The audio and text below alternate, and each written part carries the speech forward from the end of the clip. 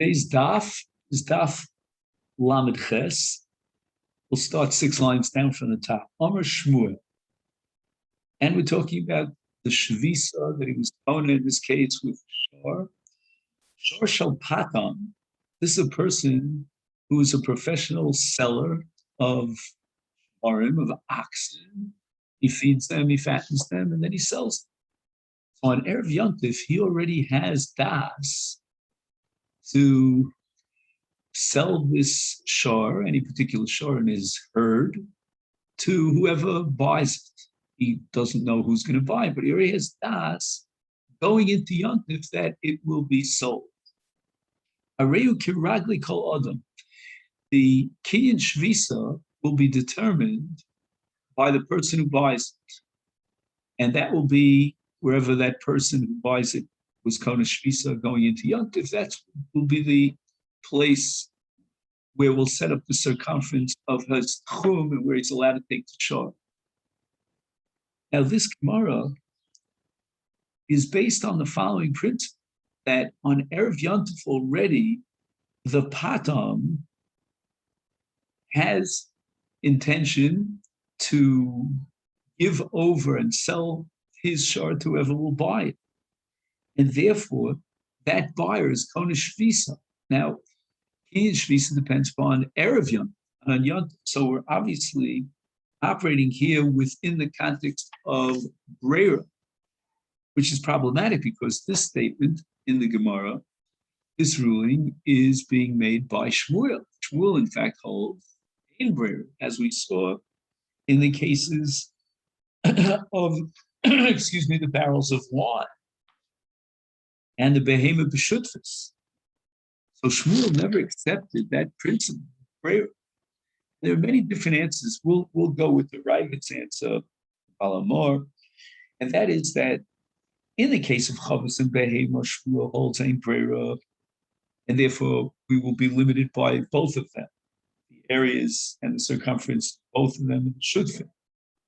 However, that's because the Chavos and Behemoth are not ondos l'mechira. We can't say that he has das going into Yontif to sell the Behemoth or the Chavos. I mean, he's not in a professional selling position. However, not so in the case of the Patam, again, in the case of a roa, a shepherd. These are animals that are omdim l'mechira. And the Bailim Harishonim are misalikim, as if to say they already gave over the chazaka to the lokeach. But that's because, again, in Tchumin, when we say Keragli Bailim, we don't mean Bailim in the Choche Mishpat ownership sense, we mean it in the sense of das. Everything in Tchumin depends upon Gemiras das. And the Gemiras das, in the case of Adam, was in favor not of himself, whoever actually buys it. In the case of a Shorchal Roa, it's a little bit more limited. Areu Kiragle Anshe Osa Ha'ir, we're limited to that city. And the people in that city, let's say, will get Alpayim Amo around the city. In the case of a Patam, that whoever comes by, it could be somebody comes from another city and buys this shor, he has that's for that person who's coming from the other city. But not so in the case of a roa. He only knows he doesn't have a reputation that spreads far and wide, to every single city. His reputation is local. And the anticipation is that he will sell, in all likelihood, a shor to one of the Bnei Ha'ir. So therefore, it's Kiragle B'nei Ha'ir. So that Esmo, meaning Erev Yontif, is a roa far Esmo, Emet B'shus B'nei Ha'ir, Hemer Gil Likos V'men Shvarim. And the din is now that it's Kona Shvisa Ke'echad B'nei Ha'ir. I would say that the din shar is not Kedin HaRagle HaBailim, but rather Kedin Anshe Osa. If he sells it on the other hand to someone from another city, then we don't apply the din that the shar is generated by the ragli halokeach, by the person who buys it. because the Roa, generally speaking, would not sell his shvarim to members of the other city. They don't know him. He doesn't have a shame. He doesn't have a reputation. He's not a socher general for someone of the city, and that was just sort of a fluke. But as far as Meir is concerned, then that's where the shor will become shvis in the case of Roa, and they have alpayim amma from the city in every single.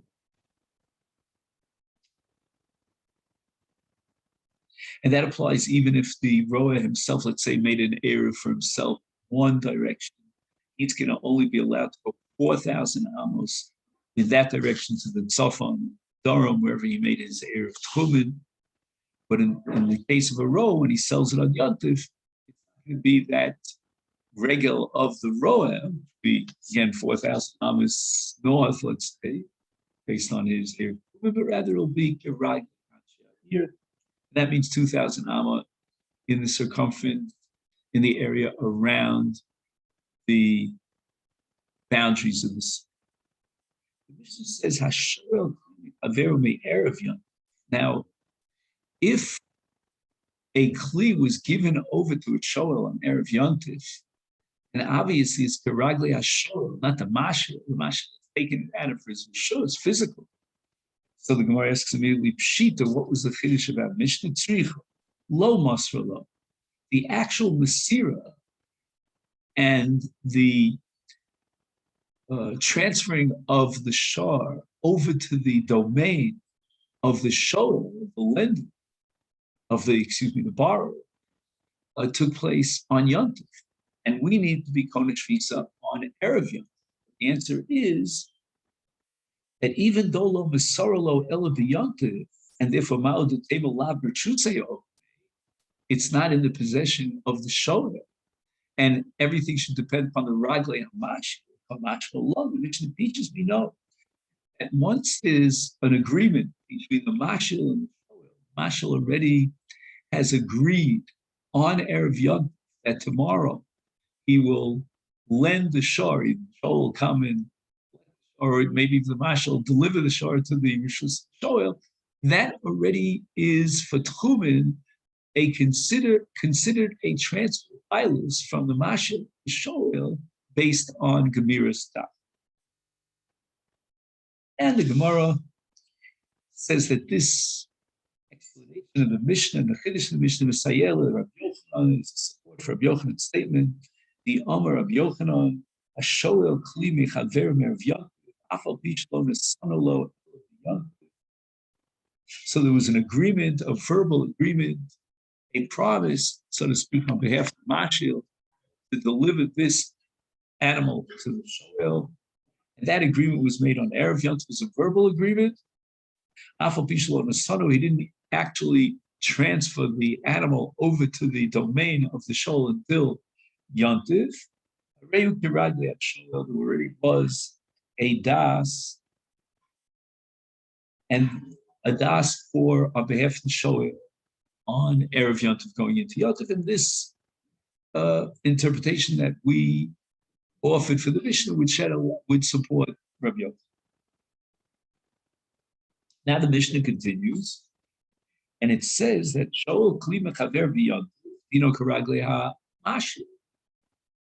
Apparently, we're talking about a situation in which the Masechet, the owner of the shor, had no anticipation, no expectation to lend the shor to a borrower. And therefore, the situation of Shvisa, the Kinyan Shvisa on Erev Yontif, going into Yontif, is certainly that of the Mashil. He's the. Again, what did the Mishnah come to teach? Lo tzricha, rather, the Rogil B'Sha'il Mineh. We're talking about a case where almost every Yontif, this Shoel comes around and asks if he could borrow this from the Mashal, this animal. Maybe it's Elsie the cow, and he has an attachment, he has a use for this, but on that particular Yontif, Hanarin, he didn't show up.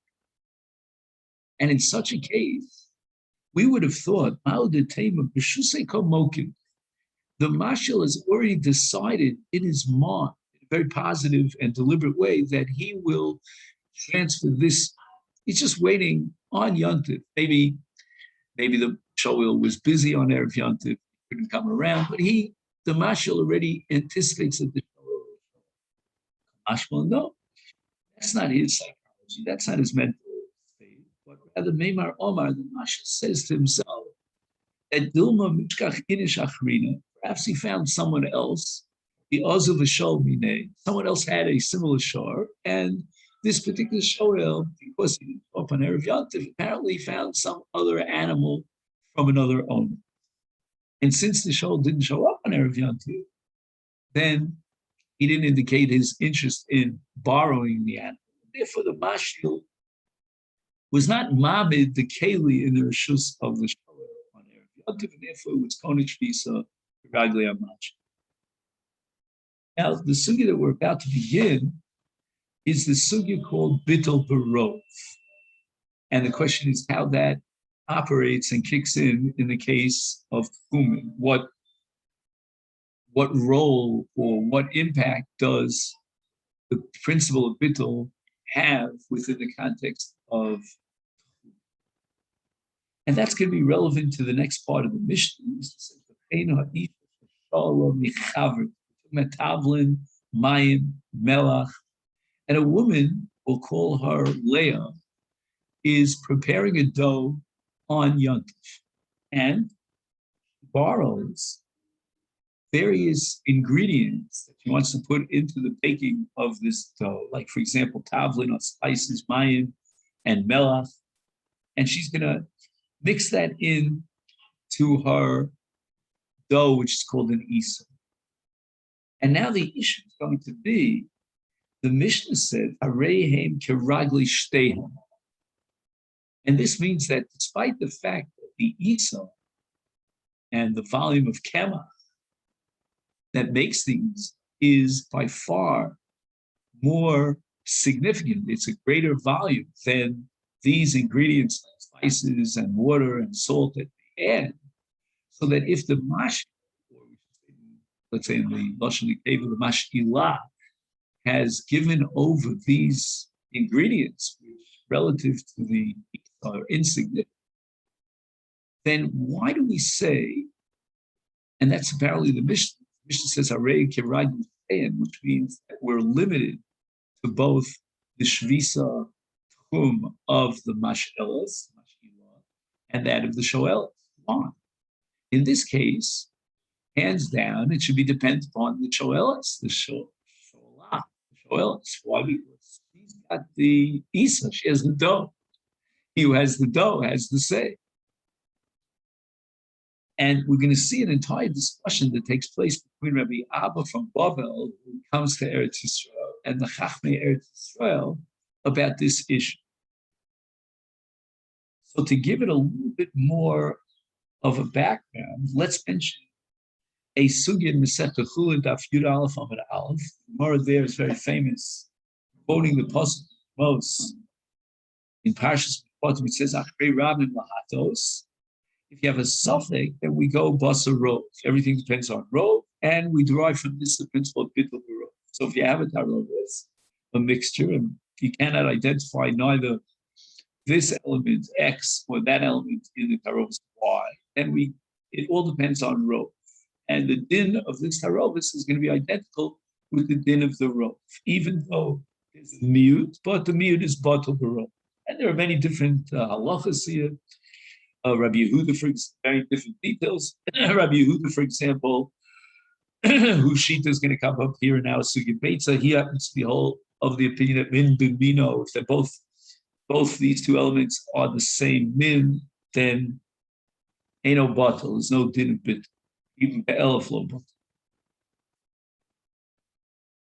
Everybody agrees that min b'cheino mino is batal, and the Chachamim hold that min bimino as well is batal. So Kisolik Rabbi Abba, here's the story. Rabbi Abba packs from Bavel, Miktaliat, Eretz Yisrael. Omar, he prays, Yehei Rav, I'm just hoping, the Ema Milsa de Tiskap, that my Torah from Bavel will be received warmly by the people here, and I won't be embarrassed if they hear my Torah. They won't laugh at me, they won't reject it. It's interesting here that the reason for this tefillah and the fear in the heart of Rabbi Abba of the Chachmei Eretz Yisrael, based on a statement which is actually made by Abaye in Masechet on Daf Ayin Hey, that one Chacham from Eretz Yisrael is shaveh two Chachamim. He's twice as weighty on the scale in his sharpness, in his piklus, like two Chachamim above it. And the Mefarshim point out that when the prayer of Rabbi Yaakov, he's not saying that it should be a Ratzon L'fnei Hashem, he should find Ratzon in the lave of those in the amongst the Chachmei Eretz Yisrael who will hear his Torah. But it didn't turn out exactly as he had hoped. He saw it when he got to Eretz Yisrael, Ashkelon, who met with Rabbi Abba in some sort of Talmudic discourse. It was none other than Rabbi Yochanan, Rabbi Chanina Bar Papi, Rabbi Zera. I mean, these are the greats of the Amoraim of Eretz Yisrael. Others say it was Rabbi Avo, Rabbi Pazi, Rabbi Nafcha. Anyway, V'yasvei v'kam. They're sitting and learning Amish, and they're asking the following question, which we had indicated earlier. Amai, why is it that the Mishnah establishes kiragli shtein, and that this bread that's baked is also kiragli the mash'ilah of the tavlin melach and my tavlin melach? Why is she in the picture at all? Libotel amayim v'melach l'gabi ha'isa. Let the ingredients here that are certainly by far in the miut, they represent a small, relatively small volume, connected the kemach that makes so those elements should be bottled. Once they're bottled, then there's only one violet. That's the woman who owns the kemach and the isa that's produced, who borrowed salt and water from her friend, from her neighbor. In other words, the owner of the salt and the water added the picture entirely based on the halacha. That was the problem that Eretz Yisrael faced. And Rashi seems to indicate that the question of the Chachamim with regard to Bittul Isami Din Ro, Bittul of Mayim Melech in the Isami Din Ro, is based on an equation, analogy in our case of Tchumen and Kol Yisur Shabbatorah, to be understood from a universal perspective of Kol Yisur Shabbatorah. And it says in Kenya Davar Tolui B'im Yesh Be'isa Shishim Keneged Mayim Melech. Why is the Gemara operating with Rov? We're talking about Min B'Shein Mina. And the Rishonim raised this problem. Rov seemed to be appropriate here for the Tarovas of Min B'Shein Mina, where the law of Bittul is you need 60. And therefore, they explain that the Chachamim in the question had the following intention: is Batlu Amayim V'Melech Mipnei she'enam chashuvim kol kach kidei lahachshiv es balas hamayim v'melech kishutfa b'isa. In other words, it's quite common for Leah to borrow certain ingredients from Rachel. I'm using Leah and Rachel as generic terms. And therefore, Mayim and Melach should be bottled like they did in Bittul Barov. There's no great significance to Mayim. Omer Lohu Rabbi Ab. Now, in the next Amud, I'm going to study the response of Rabbi Ab. And say, as we'll soon see, that the laws of Bittul here should not operate in relationship to Tchumen. And he's hoping, as we saw in his Bakash's tefillah, that the Chachmei Eretz Yisrael would accept his answer, which justifies the law of the Mishnah. And to his surprise, the Chachmei Eretz Yisrael did not accept his answer.